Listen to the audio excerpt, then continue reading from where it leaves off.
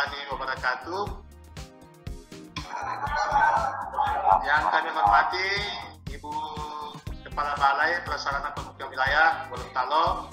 Terima kasih atas waktunya pada pagi hari ini, Ibu Nur, yang selalu mensupport kegiatan Kotakut. Terima kasih. Yang kami hormati Pak Rawin selaku Kepala Satgas Pelaksana Prasarana Pemuda Wilayah Provinsi Gorontalo yang juga setelah bergabung. Selamat bergabung Pak Rawin. Kemudian Ibu PPK PKP, Ibu Lian, yang kami hormati, yang memfasilitasi kegiatan kita pada pagi hari ini. Terima kasih atas support dan dukungannya, Ibu Lian. Kemudian teman-teman BKM 10 lokasi kelurahan perwakilan, kemudian ada dari KSM yang sempat bergabung pada pagi hari ini.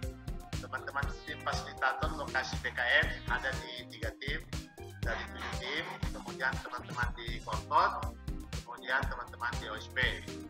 Untuk mengawali kegiatan ini, sebelum kita mendengarkan arahan dan sambutan dari Ibu Kabalai sekaligus membuka acara rakor dan evaluasi secara resmi, kami akan menyampaikan sekilas tentang kondisi secara umum untuk Provinsi Gorontalo.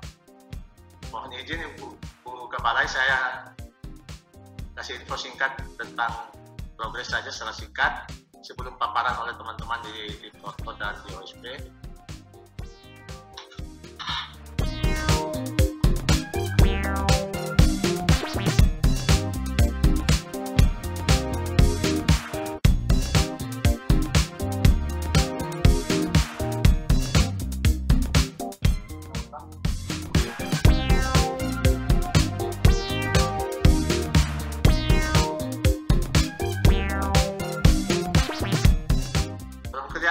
Paparannya sudah?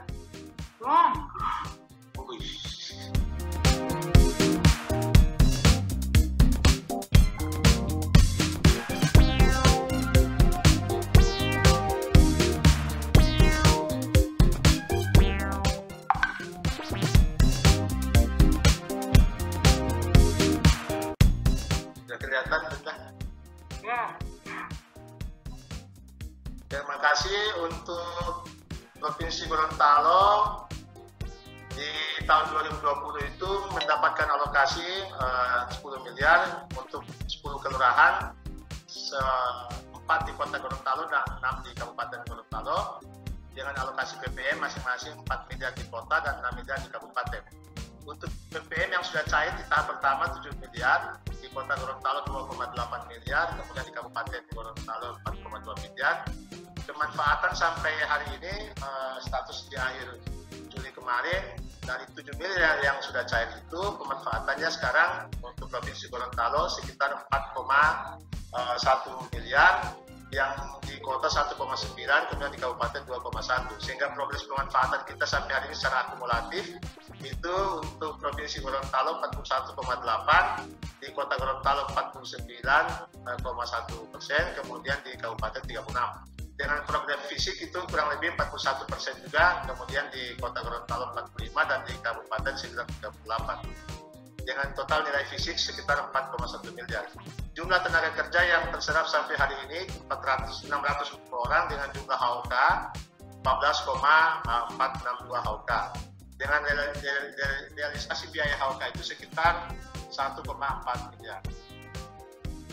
Secara rinci untuk 10 kelurahan terlihat di sini untuk realisasi padat karya kita yang mengalami peningkatan, dan 640 ini sudah melebihi target, karena untuk Provinsi Gorontalo ditargetkan per kelurahan itu sekitar 34 orang dari 340, jadi sebetulnya target kita melebihi dari target yang ditetapkan di nasional. Kemudian untuk informasi ini untuk Ibu Kabalai dan Ibu PPK dan Pak Satgas, untuk pemanfaatan dana BKM berdasarkan kurva S untuk Provinsi Gorontalo, sebetulnya kita masih berada di target di atas nasional, yang kalau garis biru itu nasional, garis merah itu Provinsi Gorontalo. Kita deviasi flashnya itu kita sekitar 20%, hampir 20%. Begitu pula dengan di Kota Gorontalo itu masih di atas target nasional. Kita masih kelebihan sekitar 20%. Itu juga dengan di kabupaten. Jadi sebetulnya secara progres fisik untuk Provinsi Gorontalo kita masih bisa terkendali untuk pemanfaatan kegiatan di tahap 1. Untuk PKM nanti sultan dicapai teman-teman, atau peningkatan kapasitas masyarakat pencairannya hanya 100 juta, masing-masing kelurahan 10 juta. Untuk pemanfaatan sampai hari ini sudah 73%, nanti secara rinci sampaikan oleh teman-teman. Terima kasih untuk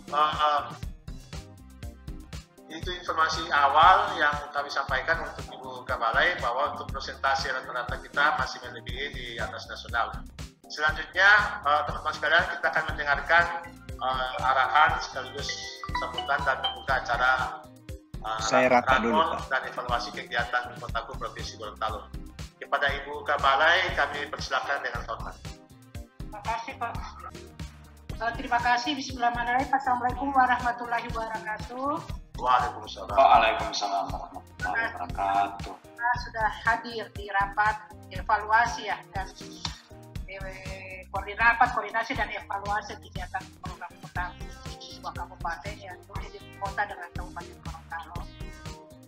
Saya tidak perlu berpanjang lebar karena semua orang Kotaku ini lebih tahu apa sih peran Kotaku yang di dua kota di wilayah tersebut, baik kota maupun kabupaten. Intinya ide adalah saya ingin lebih. Kemarin saya sudah lewat di lokasi kemarin ya namanya Mongolato. Nah, dulu Hupa Telaga. Ini bagus sekali ya, ini bagus ya, lihat situ pekerjanya menggunakan protokol COVID. Saya senang sekali. Tapi ada beberapa hal yang menjadi catatan buat saya terkait pelaksanaan kegiatan yang ada di lapangan, yaitu kita perlu ingatkan lagi bahwa program Kotaku ini bukan program kerja sendiri. Ini ada kolaborasi antara pemerintah kota, pemerintah provinsi. Jadi kalau Kotaku kan full dari APBN ya. Jadi tolong itu diingatkan untuk fasilitator maupun untuk korkonnya, korkon kabupaten, untuk mengingatkan lagi peran pemerintah daerah setempat. Nah, salah satu contoh kemarin kan ada jalan yang dibangun bagus sekali, saya senang sekali. Hanya masalahnya drainasenya tidak ada.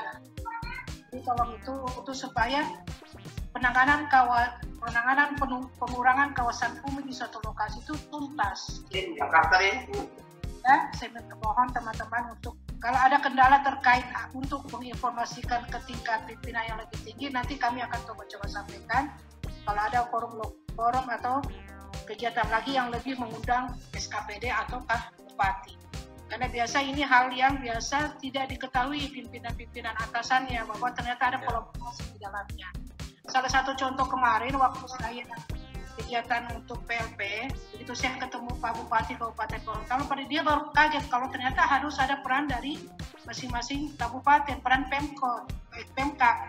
Nah, dengan itu kan mereka berarti selama ini informasi yang kita sampaikan, biasa kita tahu, biasa kalau kita di dalam program itu kan biasa ada IRC yang kita harus tentukan, bahwa IRC itu ada salah satu surat pindah bupati, bahwa apa yang mereka harus buat di dalamnya, itu terputus sampai tingkat pimpinan lebih tinggi.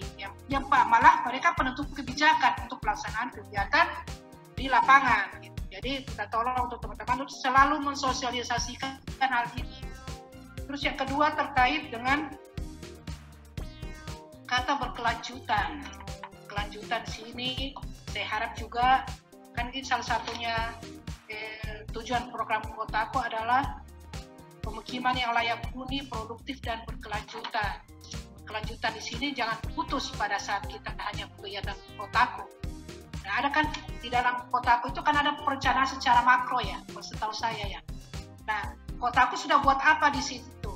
Dan selanjutnya dari Pemda, masyarakat akan berbuat apa di sini?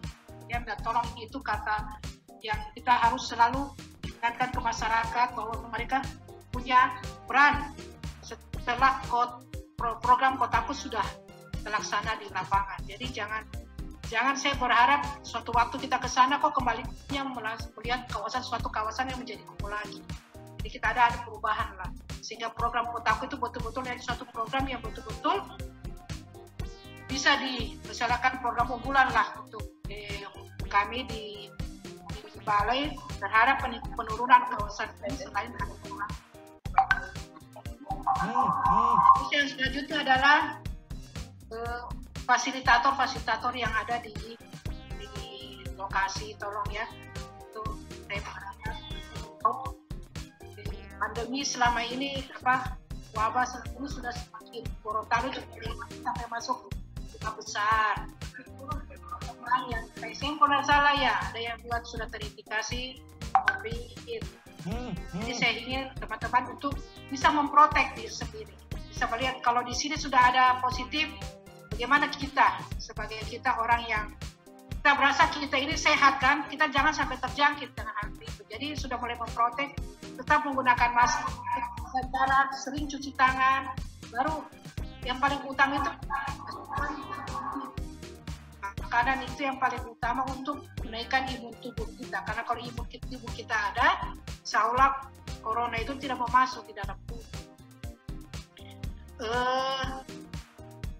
Ada hal lain juga yang ingin saya sampaikan terkait ini, ada saya baca di sini melaksanakan kegiatan suatu dokumen untuk Kotaku ya, yang secara transparan, akuntabilitas untuk mengantisipasi terjadinya hal-hal yang tidak diharapkan di kemudian hari. Nah ini kan kita tahu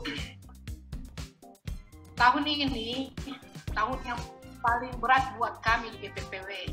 Saya sampaikan sekarang, bukan mungkin BPPW saja yang di Kementerian PU yang menangani APBN. Kenapa saya menyatakan ini? Karena kita tahu pembangunan fisik yang untuk APBD provinsi maupun kabupaten kota itu kan sudah habis di COVID. Jadi mereka tidak ada penanganan fisiknya.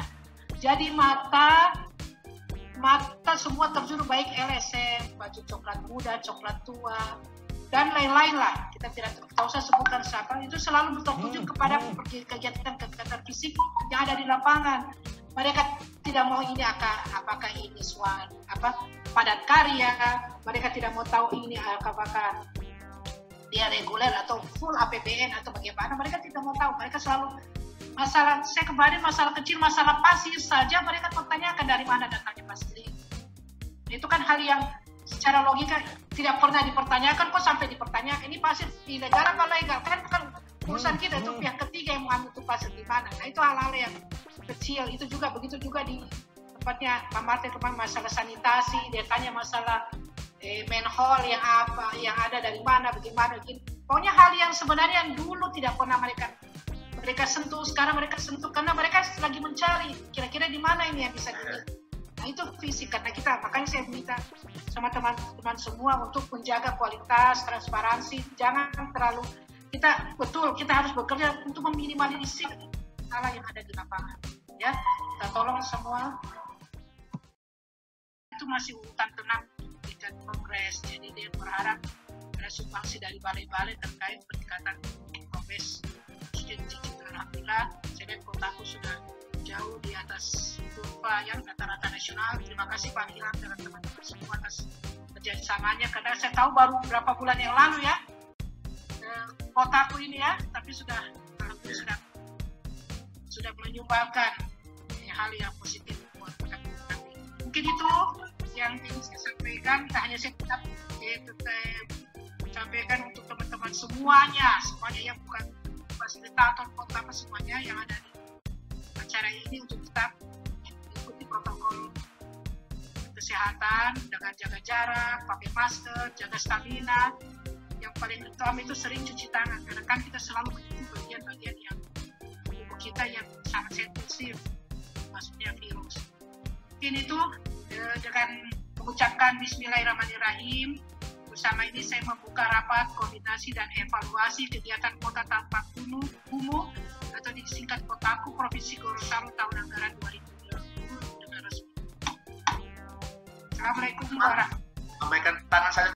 Jadi kalau BKM di Donggala sudah selesai seluruh dokumen persyaratan, proses pemberkasan itu akan kita lakukan minggu ke-3 Agustus dan seterusnya paling terlambat itu pencairan itu minggu ke-2 September di Lekobalo. Tetap semangat Lekobalo, kita tetap optimis minggu ke-2 September sudah bisa ada progres untuk pemberkasan. Kemudian untuk akhir seluruh pekerjaan itu sesuai kontrak itu kita akan selesaikan paling lambat minggu ke-3 November.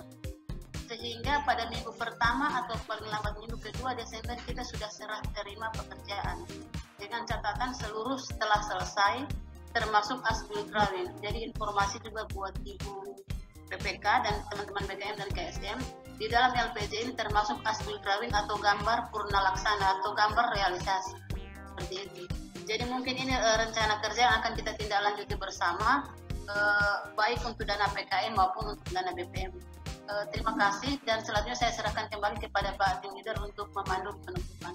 Assalamualaikum warahmatullahi wabarakatuh. Oke. Terima kasih Bu Butin atas fasilitasinya untuk paparan dan tanya jawab dan LKPL. Teman-teman, nanti kita share hasil LKPL-nya supaya bisa didiskusi bersama.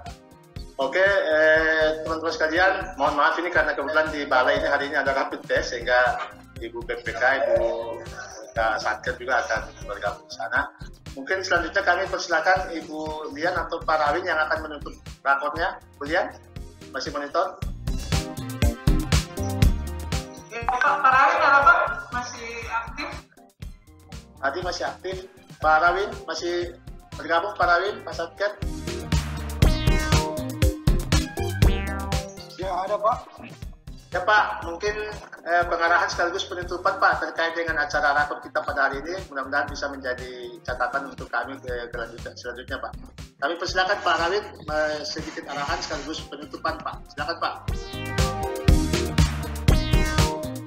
Ya, baik Pak, terima kasih. Assalamualaikum warahmatullahi wabarakatuh. Waalaikumsalam warahmatullahi wabarakatuh. Peserta rapat hari ini, saya mohon maaf tadi agak terlambat ikut rapatnya karena kebetulan masih berkunjung ke lokasi tadi di Ayah Sultan Ahmad Gorontalo. Jadi ada beberapa hal yang saya sudah amati tadi dalam paparan peserta maupun pembahasan di pagi sampai dengan siang ini. Nah, terkait pelaksanaan fisik, saya lihat dari Kelurahan Lekobalai yang banyak kendala yang disampaikan tadi. Itu masalah angkutan material. Memang untuk kondisi di topografinya di Lekobalai itu kan memang medannya agak sulit. Jadi walaupun dengan kondisi seperti itu, saya juga tetap berharap agar tujuan dari pelaksanaan kegiatan ini yang sudah seperti sudah disampaikan tadi, tepat waktu, tepat mutu, tepat biaya, agar tetap diperhatikan dan mengingat di sana mudah-mudahan di Kelurahan Lekobalai tahu masyarakatnya sangat kritis terhadap pelaksanaan kegiatan menyangkut dari pemerintah. Karena saya sudah pernah melaksanakan kegiatan di sana, itu memang agak susah untuk mencari tenaga kerja, tapi yang mengkritisi banyak. Itu sampai setelah pekerjaan ada yang saling melapor.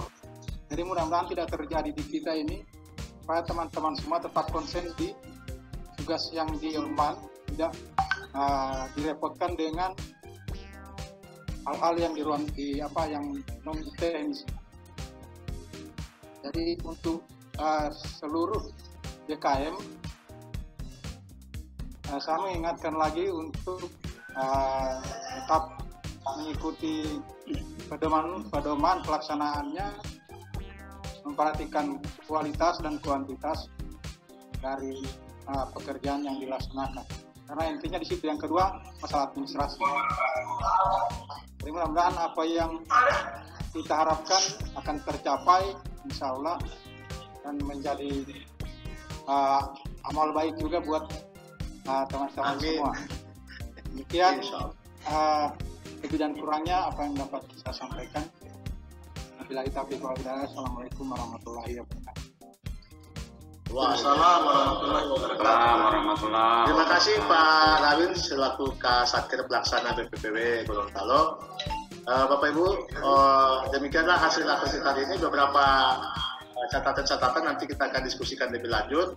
Kemudian nanti kita akan share hasil dari rapat kita pada hari ini terkait dengan RKTI dan sebagainya. Kemudian untuk dari tim Balai kami ucapkan terima kasih kepada Ibu Balai, kemudian Pak Rawin selaku Kasatker dan